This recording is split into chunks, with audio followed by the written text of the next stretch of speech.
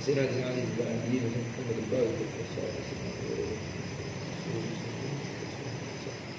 وسيدنا بيد بن احمد بن عيسى سيدنا فقيه مقدم بن عيبان علي وسيد المشهور بسادة علي بن علي وفقيه مقدم الثاني محمد محمد الصداق والشيخ عبد الخالد ومن الاولياء والشهداء والصالحين والكتاب والانبياء والرسل خصوصا الى رسل الشيخ صالح بن حضرموت والشيخ أبي محمد الوزار الروسي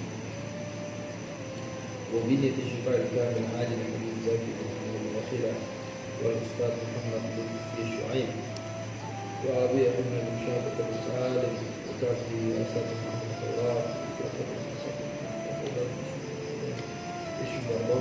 له تشفيهم شفاء كامل شفاء عاجل شفاء لا يغير السقم والألم يا رب الناس يذهبهم البأس اشفيهم من تشاف الأشياء والشفاء اللهم يا شافي المعافي اشفي من تشاف من سؤال الهدي على كل صالح حضرة النبي محمد صلى الله عليه وسلم الفاتحة. أعوذ بالله من الشيطان الرجيم بسم الله الرحمن الرحيم الحمد لله رب العالمين الرحمن الرحيم مالك يوم الدين إياك نعبد وإياك نستعين اهدنا الصراط المستقيم صراط الذين أنعمت عليهم غير المغضوب عليهم ولا الضالين.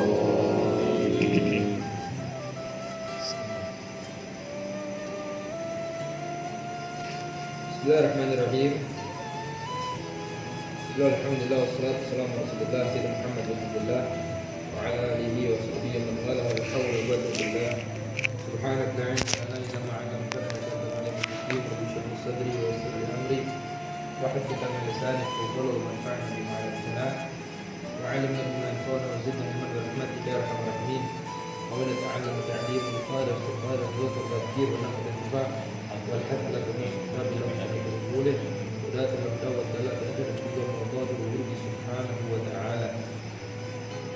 قال الله سبحانه في كتابه العزيز يرفع الله الذين امنوا منكم والذين اوتوا العلم درجات وقال رسول الله صلى الله عليه وسلم من يريد الله خيرا يفقهه في الدين. صدق الله العظيم وصدق رسوله النبي الكريم ونحن على ذلك مشاهدين وشاكرين الحمد لله رب العالمين. Alhamdulillah kita dapat bertemu lagi di kajian insyaallah rutin setiap malam Kamis itu di kitab fikih dan tasawuf. Ya, ini alhamdulillah nih. Berarti ini udah satu paket ibaratnya pasangan. Ya. Kan di Al-Qur'an apa ya? Wa khalaqnakum azwaja. Kami ciptakan kalian itu azwaja pasang-pasang. Semuanya itu langit bumi, air api. Ya. Ada laki-laki ada perempuan. Azwaja semua. Azwaja tapi kalau kita tafsirkan itu maknanya asnaf. Ya. Asnaf kusin bagian-bagian. Walhasil nah, di antara pasangannya ilmu itu fikih dan tasawuf. Fikih tasawuf itu nggak boleh satunya itu lepas, jadi harus bergandengan. Ya, artinya sampai ada ucapan man tafaqqaha wa lam yatasawwaf, ya, fatafassa. Orang memperdalam fikih, diperdalam sama dia fikihnya, tapi nggak biar tasawuf, wa lam yatasawwaf, fatafassa, maka dia bakal jadi orang apa? Fasik. Ya, fasik. Dia bilang ini halal. Ya. Perbedaan mazhab itu banyak perbedaan pendapat. Ngambil yang enak aja. Ya. Yang kena ini enggak batal sholat. Kena yang perempuan, wah ini mazhab ini mengatakan enggak apa yang enggak batal sholat. Oh ini halal. Khamar. Dan apa yang kan kalau kita dalam semua itu, kalau tanpa tasawuf itu bahaya. Ya. Masalah khamar. Khamar itu asirul inab. Kalau asirul tamu, ya khamar kan perasaan apa yang kurma. Ya, kalau selain kurma atau yang lain, nah ini bahaya kalau dibuka. Ya, dipikir dalam itu permasalahan antara halal sama haram. Oleh rasa semuanya kullu muskir khamrun, kullu khamrin haram. Setiap yang muskir itu khamr dan khamr itu haram. Ya. Kalau digali lagi mazhab-mazhab ada perbedaan ini. Artinya apa yang ngambil yang enak doang. Ya. enak doang, itu jadi orang fasik.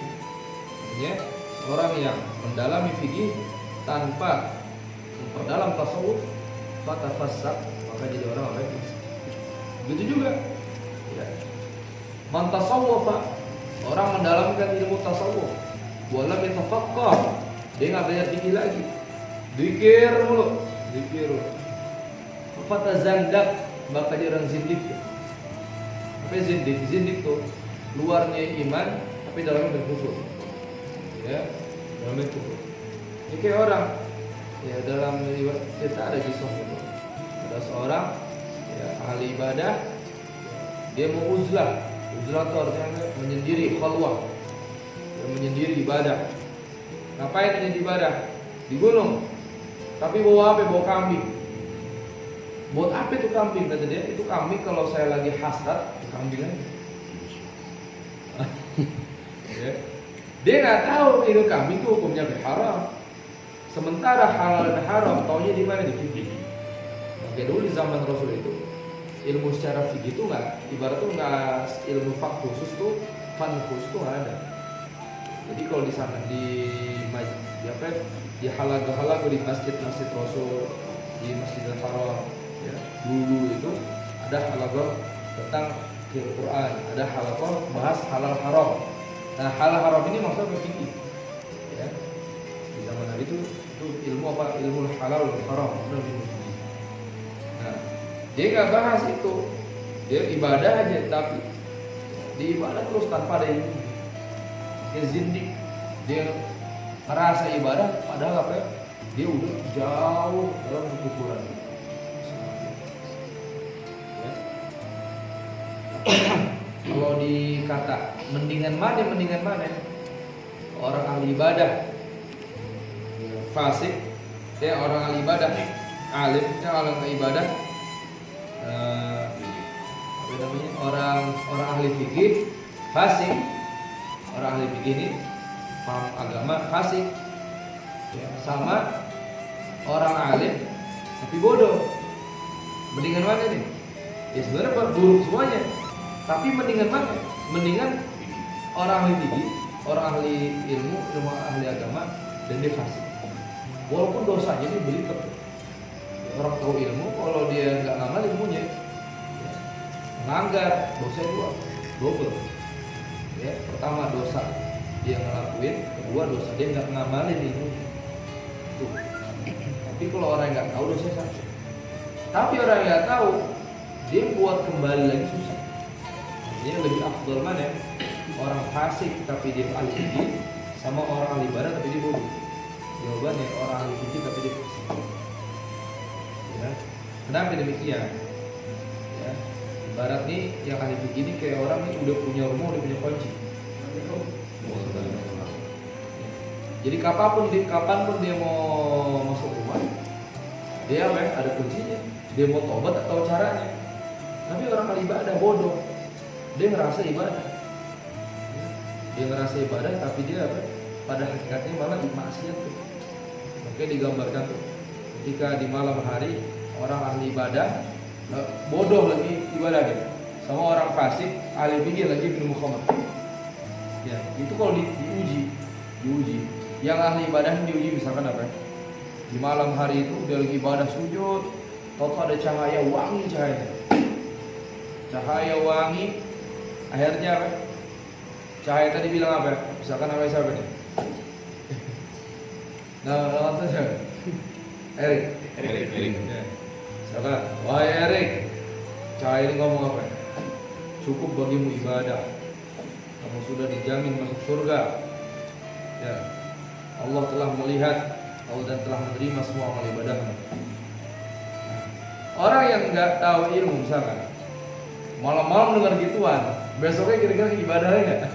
Kagak mau ibadah. Oh, saya udah dijamin surga. Ya.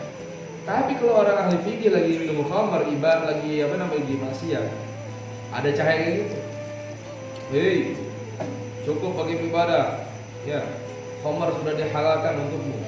Itu kira-kira orang ahli fikih itu yang ngomong gitu dilempar pakai botol birnya. Dilempar ke botol bir.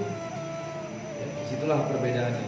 Tapi kalau mati ini orang fasik ahli fikih mati, dosanya double itu. Ya. Jadi jangan tertipu nih, udah kita jadi orang ahli fikih aja. Tapi fasik tar dulu. Ya. Mending kalau taubat, kalau kagak. Ya. Jadi kajian kita nih fikih sama tasawuf itu udah masya Allah ya, cakep, masih ya. Insya Allah kita bahas di kitab Safinatul Najah. Jadi insya Allah ya, seperti saja nanti kita baca syarahnya. Ya, mungkin nanti ya ada kitabnya ada ya, ada di yang apa ya, dua ada tuh kita terjemah. Jadi insya Allah ini bawa kitab semua biar ngajinya nggak hanya kuping doang ya, dari catat. Ada insya Allah. Nah, kitab Safinatul Najah itu ya, itu disusun dikarang oleh Imam Salim bin Subar al-Hadrami. Beliau orang Hadrami, ya kan? Tapi beliau wafatnya di mana? Di Batavia, Jakarta. Ya. Di dekat daerah Tanah Abang. Ya. Masyhur tuh. Nama beliau Syekh Salim bin Subar al-Hadrami. Mengarang kitab Safinatul Najah. Awal istrinya wasal di Magelang. Jadi di dekat mesin kafe gitu. Iya. Ada tuh. Gitu. Magelang di bawah kan. Susah dulu. Ada kesempatan ziarah di sini. Tuh.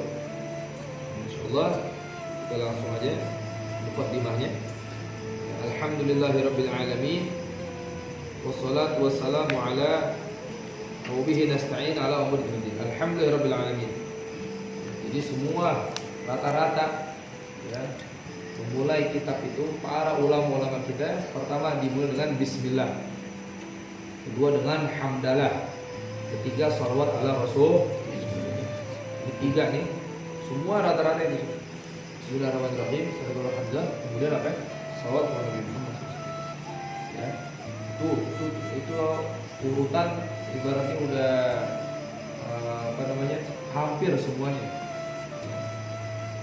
Makanya ada hadis Nawawiyah yaqul ala dzalik, yang apa, yang mendorong kita agar memulai segala apapun dengan bismillah.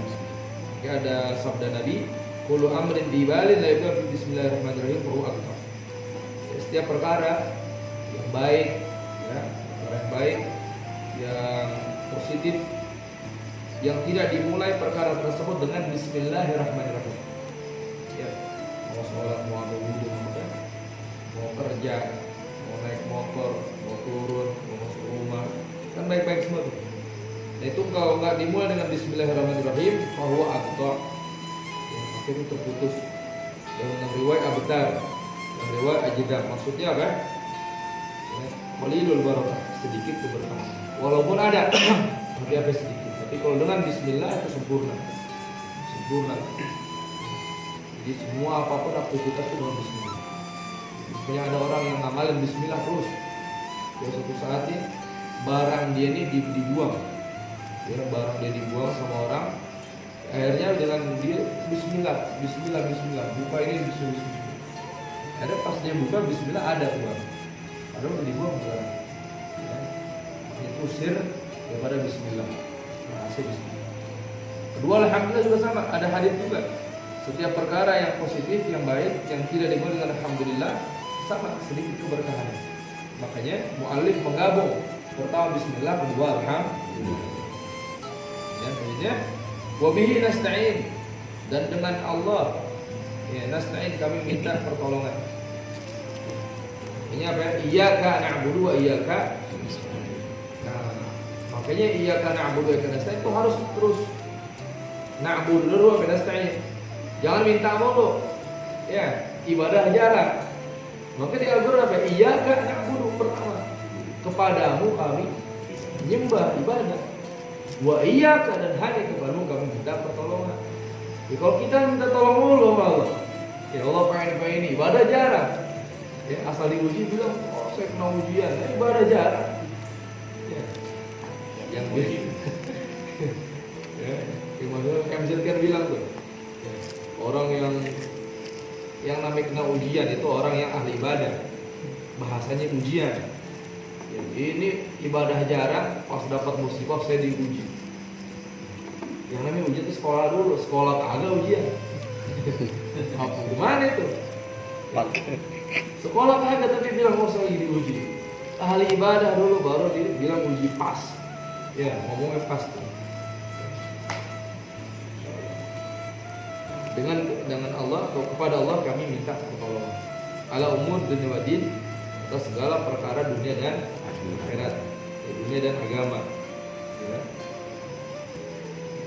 Jadi nasta'in natlubul aun, meminta pertolongan, wa ma'na umur al-ahwal. Wa sallallahu ala sayyidina Muhammadin khatamin nabiyyin.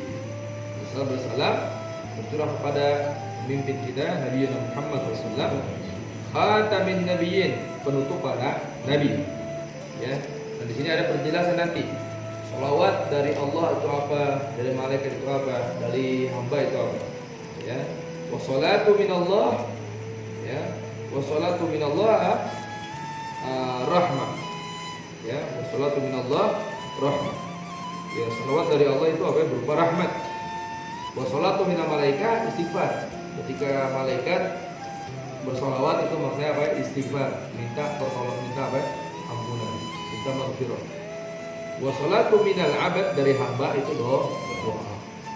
Itu makna sholawat. Jadi pas kita Allahumma sholli ala sayyidina itu berdoa kita. Dan juga jangan kita yakin, maksudnya jangan kita beranggapan kita ini mendoain Nabi, salah tuh.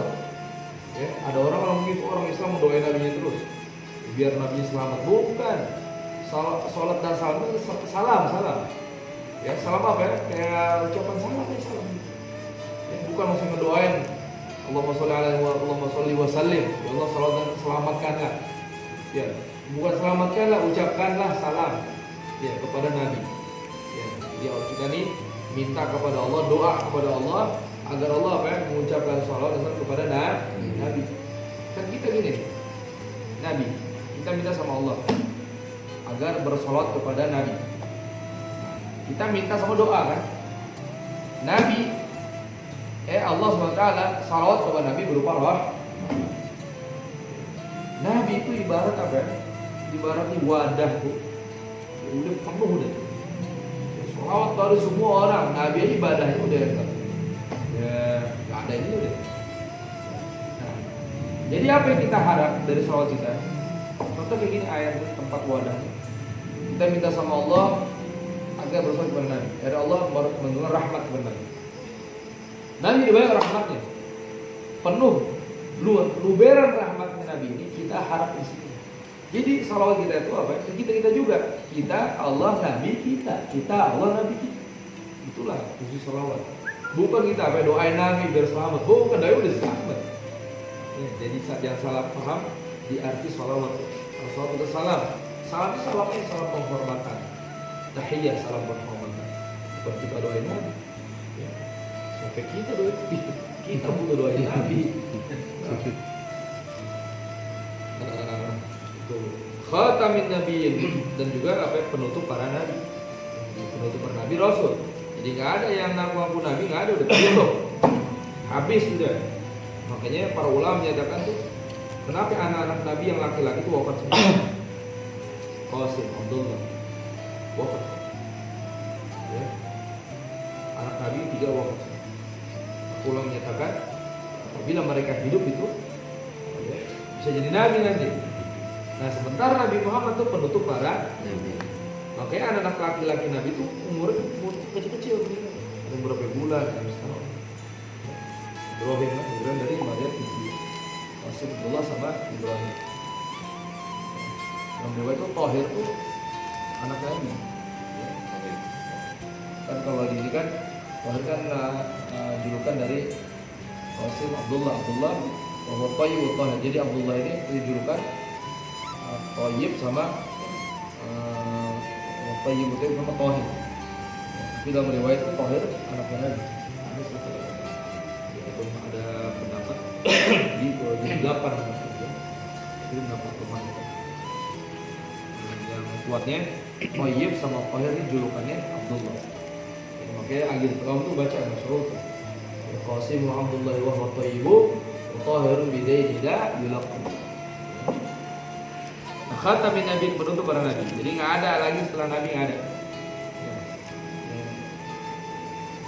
Kalau kita lihat sejarah Nabi itu bangsa Arab itu khususnya saat itu Nabi udah kurang apa yang mukjizat, tapi tetap aja yang kubur ada. Ya, peristiwa apa? Insyaqaqul qamar, terbelah matahari, terbelahnya bulan. Itu awal terang bulan tuh bukan Nabi tiba-tiba langsung belah bulan, enggak. Ditantang. Kalau kau benar Rasul atau mana, belah bulan. Sebenarnya apa itu tantangan, itu semua menjatuhkan. Ya, itu di luar nalar kan, di luar manusia. Ya, di luar mustahil. Ya. Tapi mereka memang menjatuhkan Nabi. Ya. Tapi kami dengan mukjizatnya, ya Allah apa ya? Allah nggak bakal rela nabinya itu apa ya? Dijatuhkan. Ya, ada mukjizat. Apa mukjizat artinya? Yang melemahkan, kan? Mukjiz, yang melemahkan orang. Ya, itu amrul khariqil 'adah. Suatu perkara yang di luar kebiasaan. Tapi ingat ya, mukjizatnya bukan perkara yang nggak masuk di akal, tapi yang di luar kebiasaan.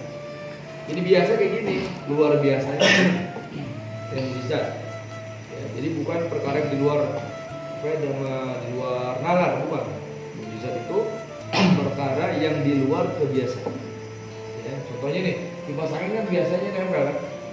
Nah, kipas angin kalau misalkan ngipasin sendiri, jadi kipasnya ada sensor nih, yang rasa panas datang sendiri di sini. Oh panas ini datang sini. Nah itu apa? Kipas angin di luar kebiasaan. Nah, contohnya Insyaqaqul qamar. Kafir Quraisy bin ya Muhammad. Kalau kau benar Nabi, belah itu bulan. Nabi dengan izin Allah, lagi belah. Ya, belah itu bulan. Artinya kalau biasa sihir itu berlaku hanya di tempat itu. Sihir. Dulu pernah nonton David Copperfield dulu. Pas dia tampil di Indosiar misalnya. Itu di studio turun salju. Entah itu di Indosiar atau di luar, maksudnya di kayak di Indosiar dulu. Ingat. Dia terbang turun salju. Nah, ini pertanyaan, itu salju turun di studio, turun benar. Tapi di luar, di kamar mandi turun nggak bisa. Enggak di situ. Kadang tuh cuma mengelabui mata kita aja. Nah, berbeda dengan mukjizat. Mukjizat itu, ya, kejadiannya di Mekah itu semuanya itu apa? Melihat. Akhirnya apa? Ya, akhirnya ditanya itu sama orang Syam, orang Syria, Palestina, Yordan, sama Libanon itu Syam. 4 negara sekarang itu Syam. Ditanya, apakah di malam itu bulan terbelah? Mereka menyatakan iya. Ya, bahkan kami takut itu adalah hari kiamat. Nah, berarti apa? Peristiwa belah bulan bukan hanya di Mekah atau Madinah, tapi di Syam. Bahkan sampai sekarang, ya ada astronomi sampai itu ahli astronomi yang masuk Islam gara-gara dia baca ayat Quran tadi nih. Iqtarabatis sa'atu wa syaqqal qamar. Ya, mata apa namanya? Iqtarabatis sa'ah. Kiamat mendekat, telah mendekat. Wan syaqqal qamar, dan bulan terbelah. Dia cek apakah bulan benar terbelah. Ketika dicek itu bulan, ternyata apa ya? 180 derajat bulan itu ada bekas belahan. Jadi ibarat bola nih, bulat ini, dari ujung ke ujung itu apa ya, belah. Sampai sekarang ada. Nah ini dia mengatakan ini belahan ini pas, bukan belahan belok bopak-bopak itu kan, belahan pas. Ini menandakan dulu ini pernah ada perbelahan. Itulah peristiwa terbelahnya bulan oleh Nabi Muhammad SAW. Mukjizat Nabi itu. Nah itu dengan mukjizat yang luar biasa. Setelahnya belah bulan, innaka lasahir. Sekarang kamu tukang sihir. Udah bulan terbelah, sihir bilang. Ya orang Indonesia, ya, mat musodek dulu. Kamu musodek dulu, yang ramai tuh. Dapat wahyu di mana? Di Parung no. Di kebun teh. Ada saung, dapat wahyu di situ. Allah alam gimana sekarang gambarnya. Lebih parah lagi apa? Elia Edan tuh. Jibril. Garonan deh, Jibril rambutnya. Jibril. Pengikut banyak.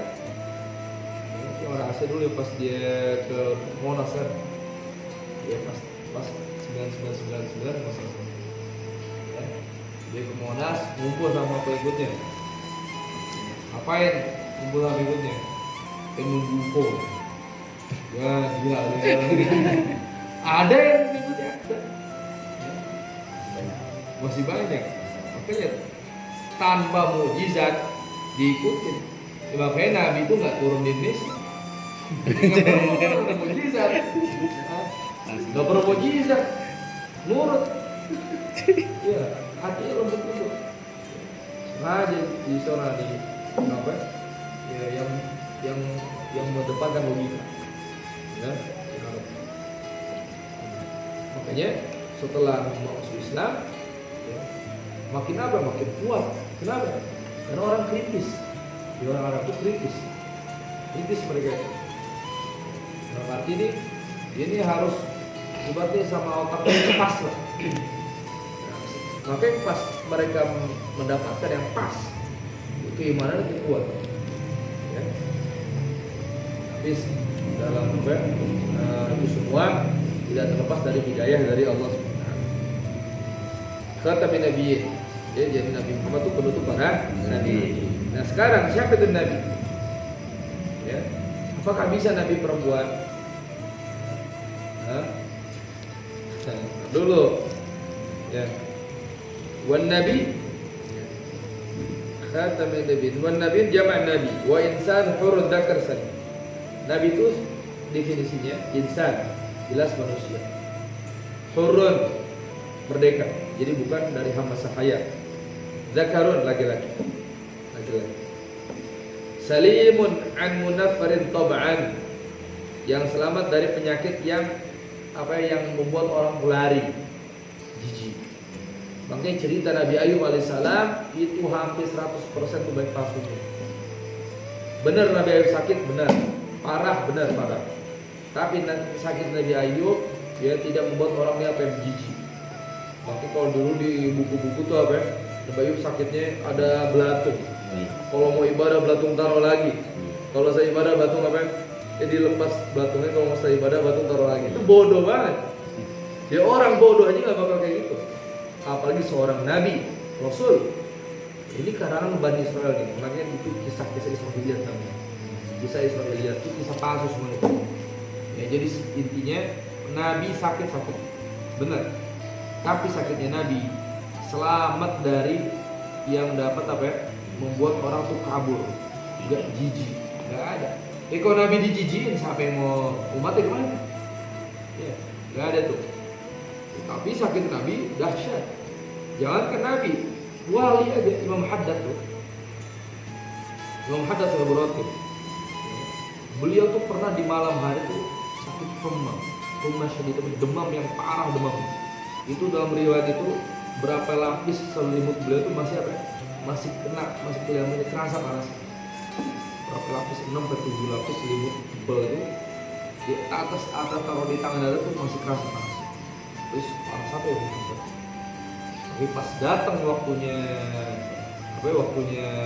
tahajud, ya berarti beliau memukul tangannya, memukul kakinya ini. Gumnya nafas. Sudir, bangun. Dan ini seorang wali, apalagi seorang nabi. Ya, pernah riwayat nih, Nabi ketika duduk di pangkuan salah seorang istrinya, ya, di situ saat itu dalam keadaan syita, musim dingin banget. Ya, tapi Nabi pas tidur di pangkuannya, salah seorang istrinya, pas dapat wahyu. Ya, pas dapat wahyu itu cucuran keringat Nabi, lucur. Orang di tempat di US pernah ada peringatan di tempat es. Gak ada peringatan tempat es dingin. Ya. Dulu itu lagi sampai sekarang aja Mekah Hijaz tuh terkenal ekstrim cuacanya. Hijaz. Dulu nggak ada Saudi Hijaz namanya. Mekah Madinah Hijaz. Itu nggak ada istilahnya itu apa namanya musim panas kebiasa. Nggak, musim panas banget, musim dingin banget. Ya, apalagi zaman dulu nggak ada bangunan, nggak ada apa. Ya kan tempat semakin nggak ada bangunan semakin dingin ya. Banyak bangunan jadi hangat. Nah, sekarang mungkin tuh nggak terlalu dingin, tapi dulu dingin banget. Itu Nabi keluar keringat, panas, keluar keringat Nabi. Pas turun wahyu, berarti dahsyat itu. Wahyu itu nggak sembarang orang dapat. Ya. Intinya Nabi adalah penutup para nabi. Jadi Nabi itu insan dakar salim, ya, seorang laki-laki, ya, seorang manusia merdeka, laki-laki, selamat dari penyakit yang membuat orang itu berlari. Wa andana atiab, nah berarti. Dan Nabi juga selamat dari apa? Dari hinanya seorang bapak, rendahnya seorang bapak. Jadi nggak ada selain ayahnya Nabi itu musyrik, nggak ada sih. Makanya ada orang yang menyatakan ayahnya Nabi itu musyrik, bahlul itu, bodoh itu. Kenapa? Di Quran menyatakan wa taqallubaka fis sajidin, dan perpindahanmu hai Muhammad fis sajidin, ada orang-orang ahli sujud.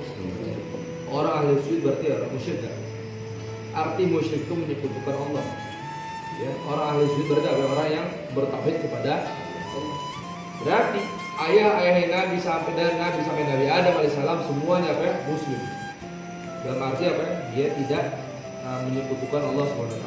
Jadi ada orang yang menyatakan ayah Nabi itu kafir, ya, itu dipastikan salah. Ya.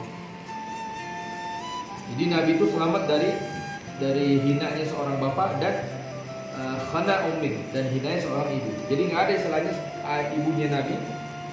Nabi apa aja? Ada istilah ibunya Nabi tuh kayak pelacur, nggak bener nggak? Bagus semuanya. Hayya bisyarri wa lam yumir tablighina. Ini perbedaan Nabi dan Rasul. Kalau Nabi diwahyukan oleh Allah dengan satu syariat, tapi tidak diperintahkan untuk menyampaikan. Itu Nabi, dibuat sendiri. Nabi dapat wahyu buat sendiri aja. Nah, tapi kalau diperintahkan untuk menyampaikan, maka itu disebut Nabi dan Rasul. Makanya setiap Rasul pasti Nabi, setiap Nabi belum tentu Rasul. Rasul diperintahkan, diberikan wahyu dan diperintahkan menyampaikan. Nabi diberikan wahyu dan tidak diperintah untuk menyampaikan. Selanjutnya khatamin nabiyyin. Nanti ada jumlah para nabi itu berapa ya? Nabi itu di berapa ya jumlah nabi?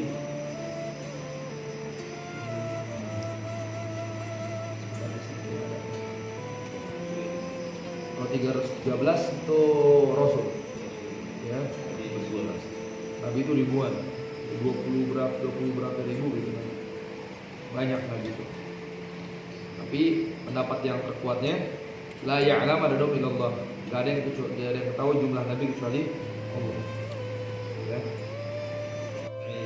Dan juga salam tercurah kepada keluarga, sahabat dan seluruh keluarga Nabi. Siapa keluarga Nabi? Ya, Imam Syafi'i menyatakan umul mu'minuna min Bani Hashim wa Bani Muttalib. Kalau Syafi'i, keluarga Nabi mereka adalah orang beriman dari keturunan Hashim dan keturunan Muttalib. Ya. Jadi Hashim punya anak keturunan semua, itu namanya keluarga Nabi. Wa ala alihi. Ya. Kan Rasul Nabi Muhammad bin Abdullah bin Abdul Muttalib bin Hashim. Ya. Bagaimana pusat gelap sampai Adnan. Wa sahbuhu, sahabat. Siapa sahabat Nabi yang dimaksud? Humul ladzina tamu bi sallallahu alaihi wasallam mu'minin bih fi hayatihi ba'da nubuwah. Sahabat itu mereka adalah orang yang berkumpul bersama Nabi. Ya, mu'minin bih. Jadi bukan hanya berkumpul, tapi beriman sama Nabi. Abu Jahal berkumpul tapi enggak beriman, maka Abu Jahal enggak disebut apa? Sahabat. Ya, berkumpul bersama Nabi, beriman dengan Nabi. Ya, fi hayatihi ba'da nubuwah. Dalam hidupnya Nabi setelah datangnya kenabian. Jadi pas Nabi diangkat jadi Nabi, sahabat yang iman sama Nabi beriman sampai wafat, maka itu disebut dengan sahabat. Jadi tabiin apa? Tabiin orang yang ketemu dengan sahabat dan beriman mati dalam keimanan. Atau orang hidup di zaman Nabi tapi tidak bertemu dengan Nabi, itu disebut tabiin. Yang beriman enggak ketemu sama Nabi, ya, hidup di zaman Nabi, meninggal dalam keadaan iman, namanya tabiin. Ya. Jumlah sahabat Nabi ada berapa? Wa'idatu ashabin Nabi sallallahu alaihi wasallam ba'da wafati mi'ah wa arba'ah wa usyuna alfan. Ya, 124.000. Ini setelah wafatnya Nabi. Ya. Tapi ini ada masalah. Walhasil qala Abu Zur'ah wa Syaikhul Zain al-Iraqi wa qala Rafi wa Isnad Jayyid wa sittuna. Jadi mi'ah wa sittuna alfan. 160.000. Ini pendapat yang jayid ya, oke, kuat ya, Rafi. Nah, siapa sahabat paling akhir meninggal? Namanya Abu Tufail. Abu Tufail itu sahabat yang terakhir meninggal. Ya. Dan paling afdal sahabat semuanya siapa ya?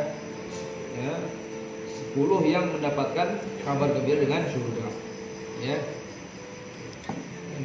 Setelah sholat arba'ah yang di Wasidah Mudhoreh, yang Sa'dun Sa'id bin Aufin Talhatun wa Abu Ubaidatun hum Sa'datul Ghurur. Sa'dun Sa'id bin Aufin Talhatun wa Ubaidatin wa Zubair Sa'datul Ghurur. Jadi ada 10 orang yang dijamin masuk surga. Ya. Nah, dari 10 ini paling afdal siapa ya? Khulafaul Arba'ah. Dari Khulafaul Arba'ah paling afdal siapa ya? Sayyidina Abu Bakar Siddiq.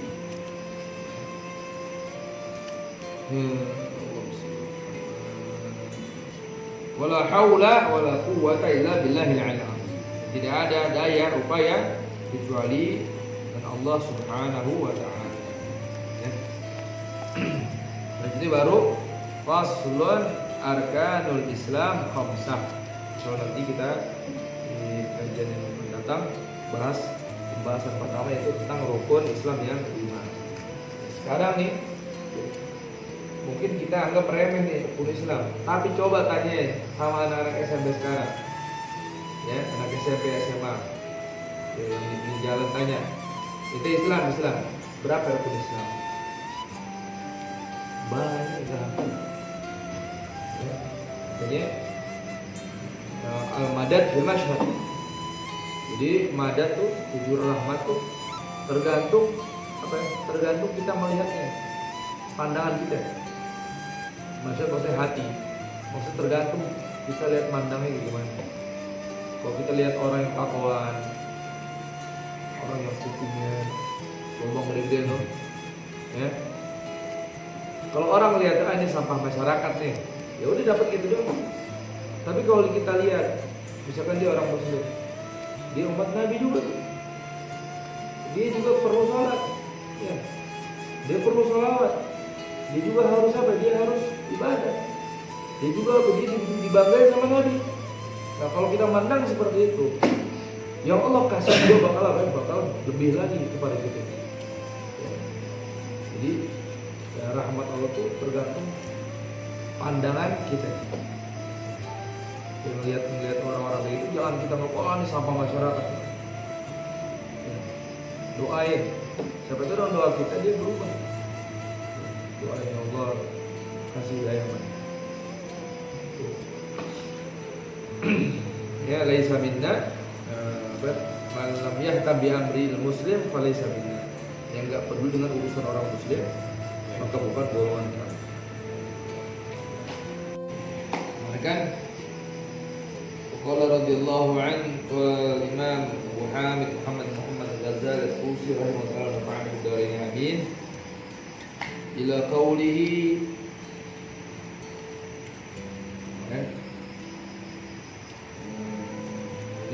sebelumnya berarti ini wa sadaqta qalbaka inda muwajahatika iyyaha biha musawwifan, apabila kamu dalam hatinya di dalam hatimu. Dengan hidayah ini, hati kita pas sampai mengenal isi daripada hidayah. Kan ini ibaratnya tentang akhlak ya. Akhlak, ada fikihnya, lengkap lah. Nah kalau misalkan kita dihadapi hidayah nih, kita males-malesan nanti deh, musawifan, nanti aja deh, yang ngamalin hidayah nanti aja. Wabil amal kalau mumatilan, buat ngamal nanti tunda-tunda. Apa kata Imam Ghazali? Ketahuilah, anna nafsa kalma ilaha illa tarbi'ilin hiya nafsu amarah su'. Ya, nafsa kalma ila tarbi'ilin, dirimu yang penuh untuk mencari ilmu. Ketika dihadapi dengan hidayah ini, kitab ini, yang gak mau ngamalin, nunda-nunda. Jadi semangat mencari ilmu itu adalah semangat semu, atau dia nafsul ammar bisu. Itu hanya nafsu yang membawa kepada keburukan. Wa qad intahadat muti'at li syaitan. Maka kamu itu nafsu udah taat kepada syaitan, tunduk bersyaitan. Al-la'in. Liyudliyaka bihabdi ghururihi fa sadrijaka bimakidatin la ghamratil hawa. Liyudliyaka bihabdi ghururihi. Jadi kita diulur. Ya, diulur sama dengan tali tipuan syaitan, ya, dikasih enak. Wa yastadrijaka bimakidati, diulur istidraj dengan tipu daya syaitan, diulur terus, ya. Ila ghamratil halak wa qasduhu ala yarawih alaika syarr fi ma'radil khair. Jadi ila ghamratil halak sampai pada akhirnya binasa. Wa qasduhu, dan tujuannya an yurawwiha 'alaika syarr fi ma'radil khair. Ya. Jadi tujuan syaitan pas kita semangat ibadah, semangat mencari ilmu, tapi malas malas ibadah, semalas akhlak disia-siain, enggak diamalin akhlak. Kata beliau, itu tujuan syaitan yurawwih 'alaika syarr. Jadi di ibaratnya yang buruk dikemas baik sama syaitan. Sampai kapan? Hatta yuhituka bil akhsarin a'mala. Sampai pada akhirnya kalian tuh digolongkan, ya, pada golongan orang-orang yang rugi tentang amal ibadah. Ya, dia belajar agama tapi nggak ngamalin. Contoh, akhirnya kalau dia mati nggak ngamal ilmunya, bukan digolong orang alim, tapi orang-orang yang merugi akan amal ibadah. Alladzina dhalla sa'yuhum fil hayatid dunya wa yahsabuna annahum yuhsinuna sun'a. Alladzina dhalla sa'yuhum fil hayatid dunya wa hum yahsabuna annahum yuhsinuna sun'a. Ini ayat Quran ya. Dalam tafsir ini. Wallahu a'lam bishawab. Ya, intinya hidayah ini kitab yang masya Allah tuntunan kalau kita mau mulai tobat sama Allah, baca kitab hidayah. Artinya permulaan suatu hidayah. Yang mulia kalau disodorkan hidayah dia ngomong kita nanti aja deh amalin ini nanti, bahaya tuh. Ini kitab ini masya Allah penting banget karena di mencakup adab-adab. Kalau lihat tulisnya atau daftar isinya, nanti ada apa di sini? Ada adab. Yang pertama nih membahas tentang ketaatan. Kedua adab bangun dari tidur. Orang banyak nggak ngamalin sunnah bangun dari tidur. Ya, bangun dari tidur sunnahnya apa? Doa. Saya tuh pakai siwak. Siwak itu pakai bangun tidur. Bukan bangun tidur jadi handphone. Kebiasaan handphone pas mau tidur matiin taruh. Bangun tidur niat mau bangun malam, niat mau bangun subuh. Ya. Kata ada salah seorang masyayikh tuh, orang walaupun begadang sampai jam 3 misalkan, walaupun kan sampai jam 3, ada waktu sejam buat tidur, dia tidur, tapi dia niat dalam hatinya pengen bangun subuh. Apa kata Syekh tadi, itu pasti bangun subuh. Kenapa? Karena Allah bakal bangun dia. Walaupun dengan caranya dengan cara anak nangis, dengan cara anak pengen minum lah, dengan cara buang air lah, dengan cara kencing lah, dengan cara banyak nyamuk lah, ya itu pasti bangun. Kalau niat pengen bangun, kalau niat pengen bangun subuh pasti bangun, walaupun dia apa, ya, begadang itu pasti bangun. Ya niatin dari sekarang, niat buat sholat subuh atau tahajud, pasti bangun. Wallahu a'lam.